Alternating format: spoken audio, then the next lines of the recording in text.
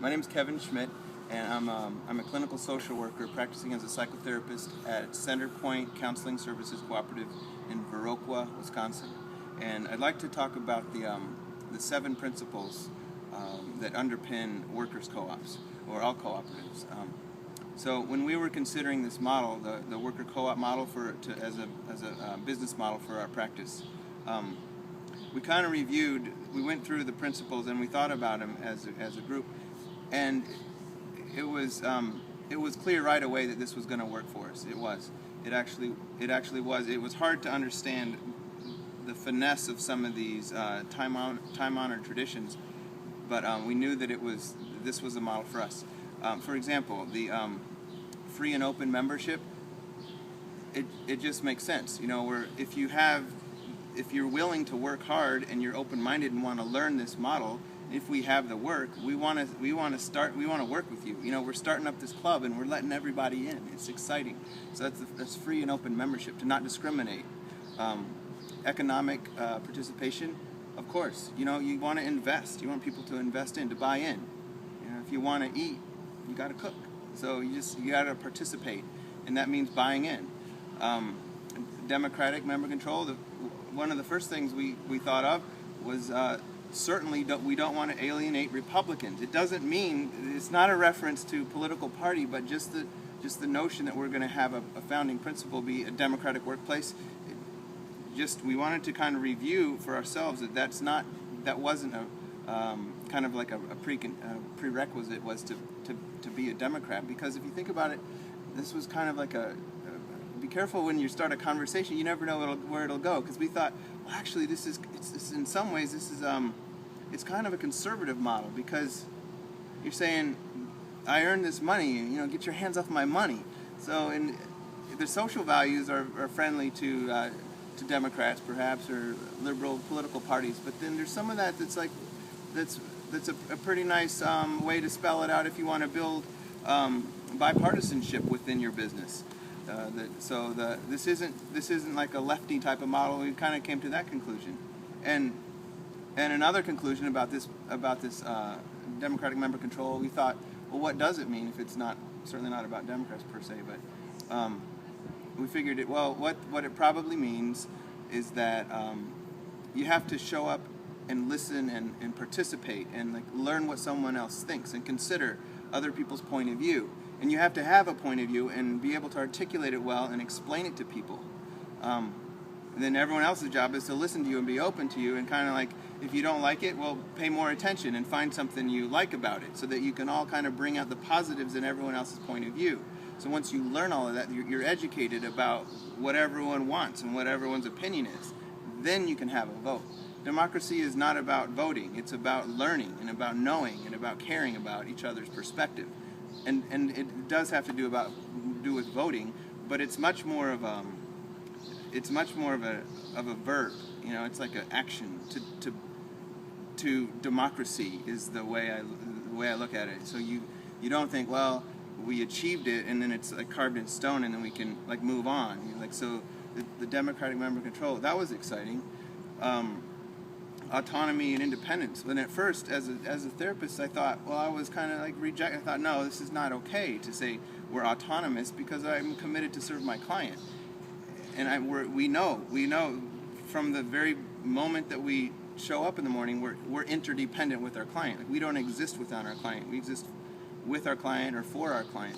But that's not what it meant. That's not the principle is autonomy and independence, and it's not to be independent from your client. It's to be independent from broken bureaucracies and arbitrary government rules that don't serve us or our clients. So that's the autonomy. So we're autonomous to some degree from funding sources that are you know, health insurance that is structured to dictate our practice. So if we can be autonomous from bureaucracy and health insurance mandates that hobble us, we certainly agreed with that one. And so we went down the list one after the next. Concern for community, for example, of course, you know, right off the bat, before we even found this model, we knew we wanted to have, we were kind of conjuring this whole thing up thinking, well, if we can form a values-based practice to serve the neglected needs of the local counties, the philanthropic members of our community will certainly respond to that. It's not a crisis of there's no resources out there. There's resources, there's money. So it's not, there's no resources. The problem is that we're not resourceful to capture and harness the resources that are there. So if we're doing well and doing a good job of putting together a principled practice, then the community will respond and fund us to some degree, and this is happening. And so what we can do with that is be able to take that money and to support us so that we don't lose money seeing the people who don't have insurance. So we call that our Community Cares Fund. And so that's an example of having our concern for the community stimulates the community's concern for us, and they fund us so we can serve people who are underinsured and uninsured. So these principles just started to layer, and then we thought, well, this is a really great match. Cooperation among co-ops. Yeah, that made a lot of sense because I just started calling co-ops. When we came up with this idea, I was just, maybe I'll just call Union Cab in Madison, and I'd call them, or I'd call Nature's Bakery or Just Coffee, or I'd call Air's Mini Bakery out in California, and just call them and say, well, my name's Kevin Schmidt, I'm in Wisconsin, and I'm a therapist, and actually think about starting a co-op, believe it or not, and I don't know if I can do it, because there aren't any other mental health co-ops like this, and so I was reluctant to kind of like say what we were gonna do, but whenever I'd call anyone, they'd all like drop everything and talk to me, and it was very evident.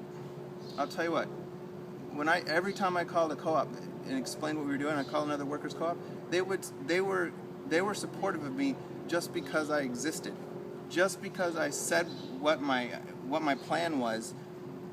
They wanted to know more, and they said, hey, do you have your bylaws written, and how many members do you have, and have you learned all the principles, and what do you know about the history of the cooperative movement and workers co-ops in this country and around the world? And they really wanted to talk about that, and to talk about us, and to talk about where we're coming from. So that was inspirational, to just feel that support just because we existed. And I would run into my peers' office, and I'd say, oh, I just called a co-op. You got to go call a co-op, any workers co-op. Call them, just find them and call them, because they'll talk to you, they'll support you just because you exist. And that principle, it was probably that last principle that just sealed it up for us. To be supportive of someone just because they exist. Romantics have a word for that. To support someone just because they exist. They call it love. That's what that is. That's what that is. I have 2 daughters, and I love them, and there doesn't have to be a reason why I love them. I just do. And in my practice, we have another fancy word for that, to support someone just because they exist. We call that validation.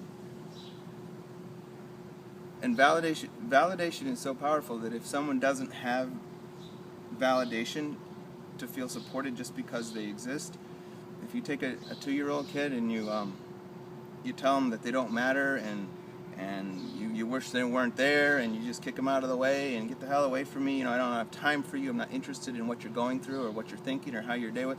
If you tell any human being that enough days in a row, so that little child, they grow up through middle school and high school and they're a teenager, if they've heard that every day of their life, it's lethal. People die from being invalidated. People get suicidal from being told that they don't matter. You can erase people by telling them that they don't matter and you wish they weren't there. So the flip side of that is also true. You can bring people back to life by validating them into existence. You can tell them that they matter and they'll pay attention to you. It's intoxicating for people to say, I care about you and I want to hear your story. And they'll say, okay, and they'll come and they'll follow you around, and you have relationships and friends by validating people.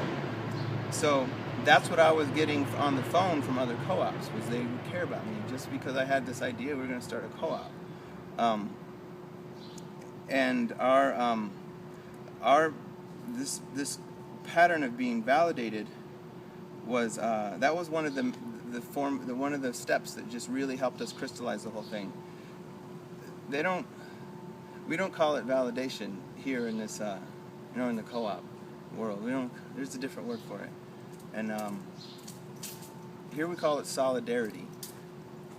To support someone just because they exist.